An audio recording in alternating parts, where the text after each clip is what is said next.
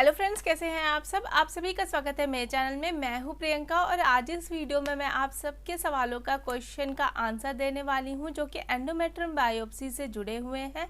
Endometrium biopsy की एक video मैंने काफ़ी समय पहले डाली थी, उस पर कमेंट आए हुए हैं बहुत सारे और उससे जुड़े कुछ सवाल भी लोगों ने मुझसे पूछे हैं, तो वही मैं आज आप सबके साथ शेयर करने वाली हूँ। उनके कुछ कमेंट्स के रिप्लाई हैं जो कि मैंने यहाँ पे लिख भी लिए हैं और कमेंट हैं जो कि मैंने यहाँ पे नोट किए हुए हैं कि उस बारे में एंडोमेट्रियम से रिलेटेड जो जो क्वेश्चंस आप लोगों ने पूछे हैं वही मैं बताने वाली हूँ। और इस तरीके के क्वेश्चंस काफ़ी लोग सर्च भी करते हैं गूगल पे जा कर के, तो वही आज मैं आप सबके साथ शेयर करने वाली हूँ कि एंडोमेट्रियम से जुड़ी वो कौन सी बातें हैं जो आप सबको ध्यान रखनी चाहिए और आपका एंडोमेट्रियम जब होने वाला हो तो उससे पहले आपको पता होनी चाहिए। तो चलिए वीडियो शुरू करते हैं। उससे पहले अगर आप मेरे चैनल पे नए आई हैं तो प्लीज़ मेरे चैनल को सब्सक्राइब कर लें। इसका कोई भी चार्ज नहीं लगता है और वीडियो थोड़ी सी भी इंफॉर्मेटिव लगे तो प्लीज़ लाइक का बटन ज़रूर दबाएगा और इस तरीके की वीडियो अगर जिन लोगों को भी ज़रूरत हो उन तक शेयर ज़रूर करिएगा। तो चलिए वीडियो शुरू करते हैं। सबसे पहले बात आती है कि एंडोमेट्रियम बायोप्सी होता क्या है। तो एंडोमेट्रियम होता है हमारे गर्भाशय की परत का नाम होता है। जो गर्भाशय के अंदर की जो परत होती है उसका नाम होता है एंडोमेट्रियम। और बायोप्सी का मतलब होता है जांच कराना। तो बायोप्सी में क्या होता है कि जो यहाँ पे भी आपको दिक्कत हो रही होती है वहाँ का थोड़ा सा डॉक्टर्स क्या है नमूना ले लेते हैं मांस का, उसी को माइक्रोस्कोप से लैब में ले जा कर के उसकी जांच करते हैं, उसी से आपकी बीमारी का पता वो लगाते हैं। ठीक है, तो ये एंडोमेट्रियम और बायोप्सी हो गया। उसके बाद बात आती है कि क्यों करवाते हैं। तो सबसे पहला क्वेश्चन यही होता है कि एंडोमेट्रियम आपके डॉक्टर हमको करवाते क्यों हैं। तो आजकल महिलाओं में जो सबसे बड़ा कारण देखा जा रहा है एंडोमेट्रियम का वो है बांझपन, यानी कि इनफर्टिलिटी की प्रॉब्लम।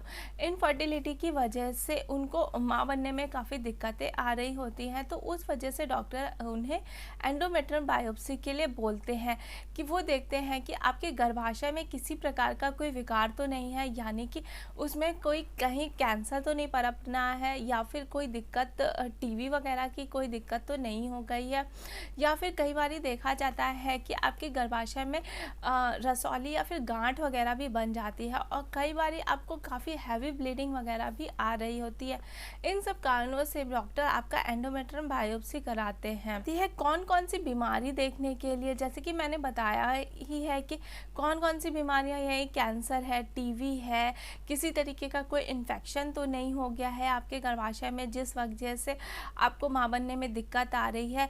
और बहुत से केसेस में देखा गया है जो औरतें माँ बन भी चुकी हैं और उनकी एज 50 के ऊपर हो गई है, उनको भी कई तरीके की समस्याएं हो जाती हैं गर्भाशय में, उसकी वजह से भी डॉक्टर आपको एंडोमेट्रियम बायोप्सी करवाते हैं। उसके बाद एक क्वेश्चन बहुत ज़्यादा आ रहा था मेरे पास कि आखिर एंडोमेट्रियम में टाइम कितना लगता है। तो देखिए, एंडोमेट्रियम बायोप्सी एक बहुत बड़ी प्रक्रिया नहीं है, इसमें बहुत ज़्यादा टाइम नहीं लगता है और ना ही इसको डॉक्टर्स आपको बेहोश करके करते हैं। जब आपका गर्भाशय का एंडोमेट्रियम बायोप्सी होता है, यानी कि आपका गर्भनाशय में जब बायोप्सी करते हैं डॉक्टर, तब आपको किसी भी तरीके की बेहोशी की दवा या फिर कुछ भी नहीं देते हैं। आप जब होश में रहते हुए ही आपका एंडोमेट्रियम बायोप्सी होता है और वो मुश्किल से 10 से 15 मिनट लगता है। वो आपके देखिए सपोर्ट के ऊपर है, क्योंकि एंडोमेट्रियम बायोप्सी जो है उसमें काफ़ी पेन होता है। बहुत सी औरतें हैं फर्स्ट डे में पेन नहीं सहन कर पाती हैं, तो डॉक्टर्स उनको सेकेंड डे पे बुलाते हैं, या फिर किसी कारण से उनका फर्स्ट डे नहीं हो पाता है तो वो उन्हें सेकेंड डे पे बुलाते हैं। लेकिन ये प्रक्रिया जो है 10 से 15 मिनट के अंदर हो जाती है, बायोप्सी में ज़्यादा टाइम नहीं लगता है।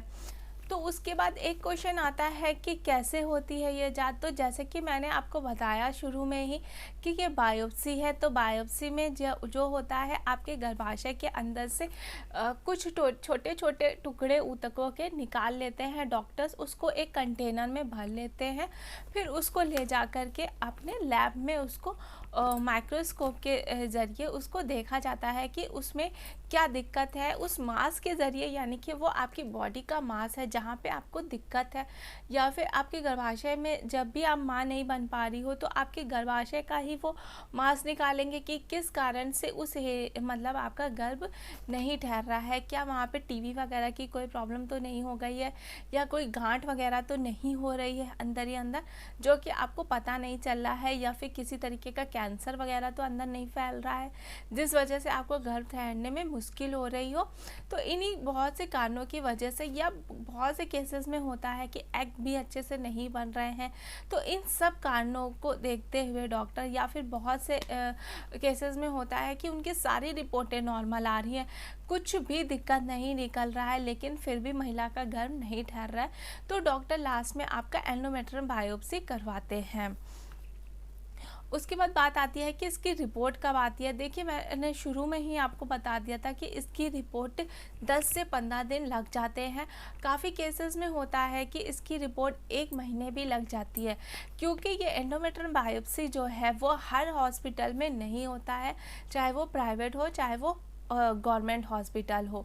क्योंकि ये एंडोमेट्रियम बायोप्सी जो है इसको एक तरीके से बड़े लैब में माइक्रोस्कोप के थ्रू देखा जाता है। इसकी बहुत सारी प्रक्रियाओं से इसको होकर के गुजरना पड़ता है, तब जाके ये इसकी जांच हो पाती है। यानी कि जो आपका मांस होता है उसको कई प्रक्रियाओं से होकर के गुजरना पड़ता है, तब जाकर इसकी जाँच होती है।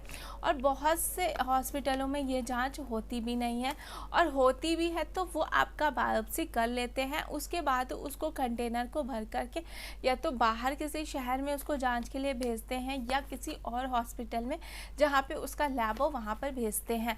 तो इन सब प्रक्रियाओं में ही कम से कम 1 हफ्ता लग जाता है, यानी कि 10 दिन के बाद ही आपकी ये रिपोर्ट जल्दी से जल्दी भी अगर मिलेगी तो 10 से 15 दिन लग जाती हैं।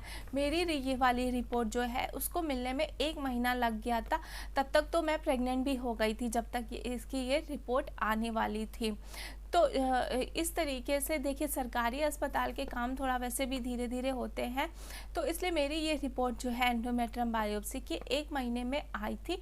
और अगर आप प्राइवेट में करा रहे हो तो आपको कम से कम 10 से 15 दिन वेट करना पड़ेगा। उसके बाद एक ये क्वेश्चन बहुत आता है कि कि इसमें कितना खर्चा लगता है। तो देखिए, इसका खर्चा मैंने जब करवाया था गवर्नमेंट हॉस्पिटल में तो वहाँ पे 500 रुपये में हो गया था, और प्राइवेट हॉस्पिटल में इसका चार्ज है 2 से 3 हज़ार, यानी कि आपका 5,000 तक भी लग सकता है। उसके बाद नेक्स्ट क्वेश्चन आता है कि बहुत सारे लोगों ने पूछा था कि इसके बाद क्या रेस्ट करना होता है, कितने दिन रेस्ट करना होता है, क्या क्या प्रोटेक्शन मतलब इसके बाद लेना होता है। तो देखिए, इस जांच को कराने के बाद क्या होता है कि आपको पेन तो देखिए काफ़ी होता है इसको कराने के बाद। तो जब काफ़ी पेन होता है तो आपको उस टाइम ही रेस्ट करना होता है, यानी कि उस टाइम आपको काफ़ी रेस्ट की ज़रूरत होती है। आप चलने के लायक भी नहीं रहोगे, आपको 15 से 30 मिनट या फिर 1 घंटे तक आप रेस्ट कर सकते हो। उसके बाद आप नॉर्मल हो जाओगे अपना। या फिर बहुत से देखिए, सबका शरीर अलग अलग होता है, कोई आधे घंटे में ही आराम मिल जाएगा, किसी को 1 घंटे में, और किसी को हो सकता है 1 दिन पूरा आराम करने के मिले। तो इसलिए ये उनकी बॉडी पे डिपेंड करता है कि वो, लेकिन बहुत ज़्यादा इसमें कोई प्रोटेक्शन की ज़रूरत नहीं होती है कि आपको भारी सामान नहीं उठाना है या फिर कोई काम नहीं करना है। आप जिस तरीके से आप कंफर्टेबल हो आप उस तरीके से इसको ले सकते हो। लेकिन जब आपका तुरंत एंडोमेट्रियम बायोप्सी हुआ हो तो आपको आधे घंटे तक लेटे रहना चाहिए, क्योंकि उस टाइम आप काफ़ी पेन में रहते हो। और उसके बाद आपको पानी वगैरह पी लेना चाहिए, और डॉक्टर ने जो भी पेन किलर वगैरह दी होती है, आपको आयरन की गोलियां वगैरह दी होती हैं, उसको आपको टाइम पे ले लेना चाहिए। उसके बाद बहुत से क्वेश्चन एक महिला का क्वेश्चन आया था मेरे पास कि एंडोमेट्रियम बायोप्सी कराने के बाद काफ़ी कैंसर वगैरह हो जाता है। तो देखिए, मेरे केस में ऐसा कुछ भी नहीं है, और एंडोमेट्रियम बायोप्सी कराने के बाद आपका बल्कि और अच्छा हो जाएगा। मेरे साथ तो देखिए अच्छा ही हुआ था, तो मैं अच्छा ही बोलूँगी। जो भी आपके गर्भाशय के जितने भी विकार हैं, आधे तो एंडोमेट्रियम बायोप्सी की जाँच के टाइम ही ख़त्म हो जाता है। और रही कैंसर वगैरह की की बात, तो देखिए वो तो आपको कभी भी हो सकता है। अगर आप अपने प्राइवेट पार्ट को साफ़ सुथरा नहीं रखोगे तो वो आपको कभी भी हो सकता है, चाहे आप एंडोमेट्रियम करवाओ और चाहे ना कराओ। तो ये एक बहुत ही बड़ा मिथ्य है कि आपका एंडोमेट्रियम करवाओगे तो आपको कैंसर जैसी परेशानी हो सकती है। तो ये सब कोई भी नहीं है कि आप ये इलाज कराओगे तो आपको ये परेशानी हो जाएगी। अगर आप अपनी बॉडी को अच्छा रखोगे तो आपको कुछ भी परेशानी नहीं होगी। तो एक मेरे पास क्वेश्चन आया था कि आपको क्या फ़ायदा हुआ एंडोमेट्रियम बायोप्सी कराने का। तो देखिए, एंडोमेट्रियम करवाने का मुझे सबसे बड़ा फ़ायदा तो यही हुआ कि मैं प्रेग्नेंट हो गई बिना किसी दवाई के और बिना किसी इलाज के। जब तक देखिए मेरी एंडोमेट्रियम बायोप्सी की रिपोर्ट आई तब तक तो मैं प्रेग्नेंट ही हो चुकी थी। तो इसलिए आप अगर एंडोमेट्रियम बायोप्सी करवाना चाहती हैं तो प्लीज़ एक बार करवा लें। हाँ, इसमें पेन तो बहुत होता है लेकिन उसके बाद आपको फ़ायदा भी ज़रूर होगा, क्योंकि जो सबसे बड़ा कार्य होता है कि गर्भाशय में आपके वहाँ की जो भी सफाई एक तरीके से हो जाती है। अगर आपका जो स्पर्म है वो एग तक मिलने में कोई दिक्कत हो रही हो और आपकी सारी जो भी रिपोर्टें वगैरह हैं वो नॉर्मल आ रही हो लेकिन फिर भी आप गर्भधारण नहीं कर पा रहे हो, तो एक बार आप एंडोमेट्रियम बायोप्सी करा के ज़रूर देखें। वीडियो यही ख़त्म करते हैं क्योंकि बाबू आ चुके हैं और वो परेशान कर रहे हैं अब। और तो फिर आगे किसी नई वीडियो में फिर मिलेंगे, तब तक के लिए चलते हैं। और हाँ, प्लीज़ मेरे चैनल पे आप नए आई हैं तो प्लीज़ मेरे चलिए, अच्छा बाय।